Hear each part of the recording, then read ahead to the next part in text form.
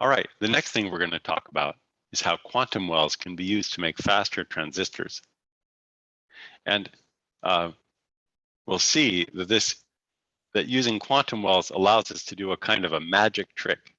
It allows us to have donor electrons without donor ions, okay? Because donor ions cause scattering, which increases resistance. Here, let's switch over to the notebook and talk about this.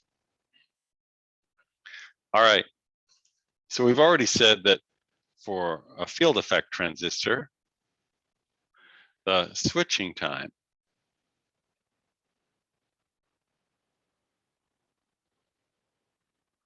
is governed somehow by the resistance, by an RC time, the resistance of the channel times the capacitance of the gate channel pair. Okay, now the capacitance can be adjusted by adjusting the design of the transistor, but what we'd like to focus on is the resistance. Here, the resistance of the channel is, of course, inversely proportional to the conductivity of the channel material, where the conductivity is given by the density of electrons times E times their mobility, mu. So we can say that to decrease the switching time,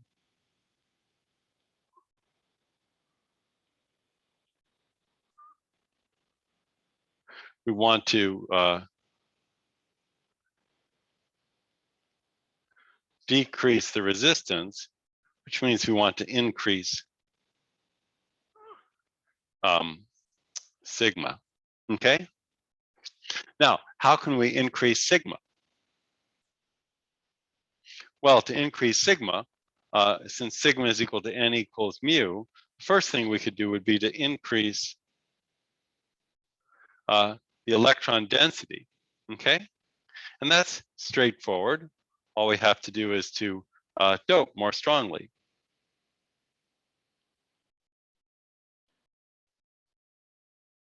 So introduce more donor atoms, they'll donate more electrons and we'll have a higher electron concentration.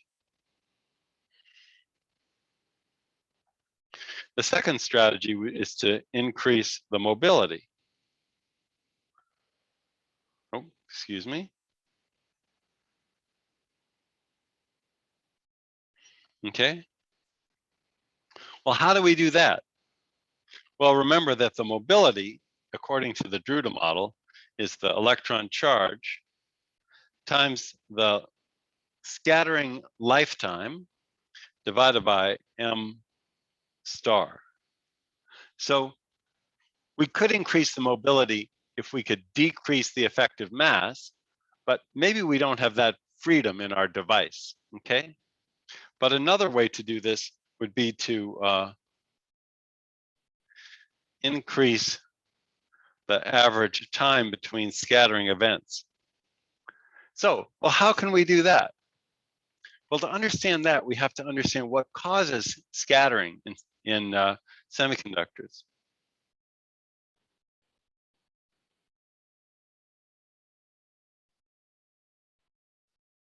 So tau turns out to be controlled by two kinds of scattering. First, scattering by phonons, lattice vibration. And that's very important at room temperature, but we can get rid of it. To reduce this, all we have to do is to lower the temperature. But typically we have to lower the temperature a lot, to like 100 Kelvin before we get a big change. That might not be so convenient in our devices.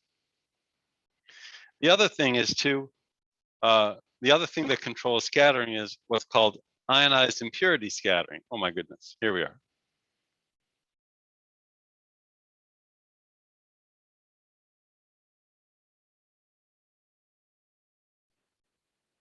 So electrons also scatter from charged ions. Of course they do. They electrostatically interact with them.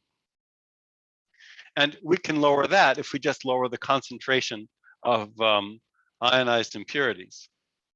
So to do that, all we need to do is to decrease N sub D. Okay, but Oh, now we seem to have a problem.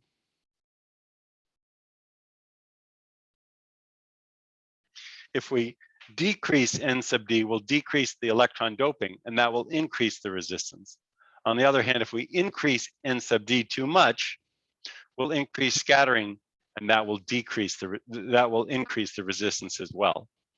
We seem to be in a conundrum. Well, here's the greatest trick in the world. We can actually use quantum wells to get around this problem.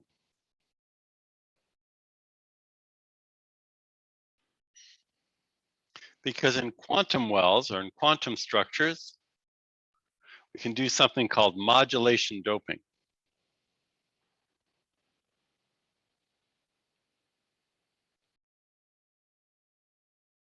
And what that is very simply to put the donor impurities, and the electrons that they donate in different places.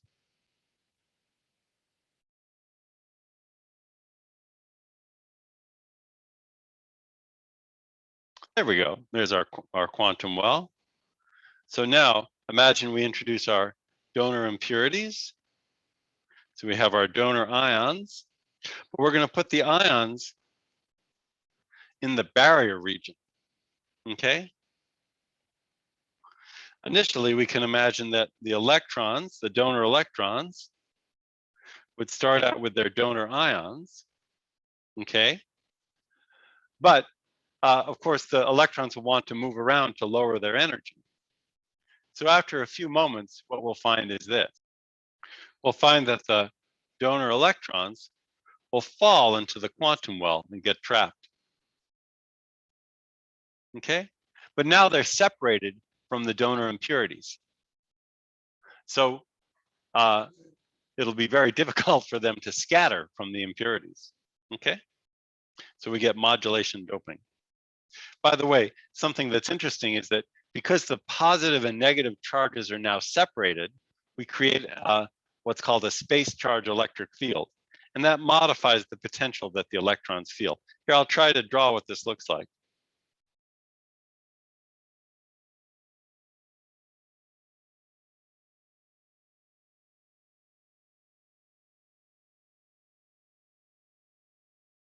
Oops.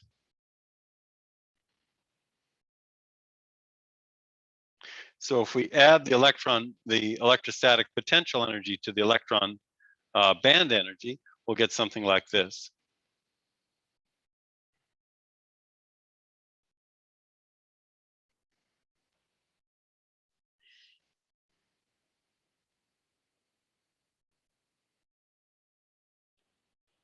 Well, it may not make too much difference in this case, but I'll show you another case in a few minutes where it is important. Okay? Very good. So this is modulation doping. And modulation doping is a great trick.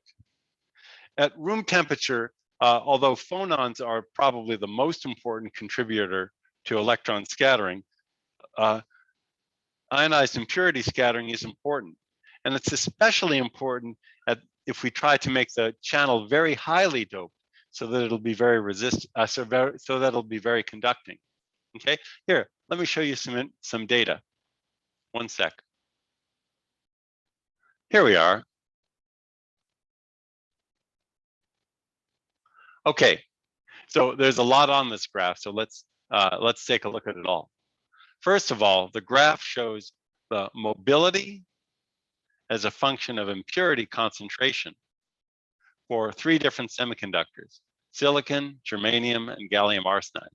These are electron mobilities in units called centimeters squared per volt second versus impurity concentration in electrons per cubic centimeter. Okay, and this is data at 300 Kelvin. What you see first of all is that the mobility in a material like, say, silicon, it starts out and it's relatively high, but when the impurity concentration gets high enough, around 10 to the 17 per cubic centimeter, it starts to drop off because ionized impurity scattering becomes more and more important. And by the time we get to, say, 1 times 10 to the 18, it's dropped to about 200. And by the time we get to 2 times 10 to the 18, it's even less. And you can see something similar happens for germanium and for gallium arsenide. Germanium and gallium arsenide have higher mobilities, essentially because the electron effective mass is smaller in those materials than it is in silicon. Okay. Finally, just a word about units. If we convert from centimeters squared per volt second to meters squared per volt second, we end up dividing by 10,000. So in the SI units, 10,000 means a mobility of 1 meter squared per volt second. But either way, that's a very, very high mobility. But that just to help calibrate it. Now, so if we make silicon devices, then we can't do any better than the mobilities that are governed by these equations. So once we start to get doping densities of 10 to the 18, we can't really make the material more conductive by doping more, because we just increase the impurity scattering rate. However, this red point here shows a modulation doped silicon germanium quantum well. So germanium has a smaller band gap, and one can make quantum wells, thin germanium layers on top of silicon. They don't have exactly the same lattice constant, so there's strain built into the well, which means it has to be relatively thin. The strain turns out to have some beneficial effects, but I won't go into those details. What's important to see is that the mobility increases a lot for the electrons in this modulation doped quantum well. There are actually 2 things going on here. First, the electron mobility in germanium is higher because the effective mass is much lower. But then the mobility in the quantum well is even higher than for bulk germanium because we've separated the electrons from the ionized impurities. So modulation doping, okay? It's like a magic trick.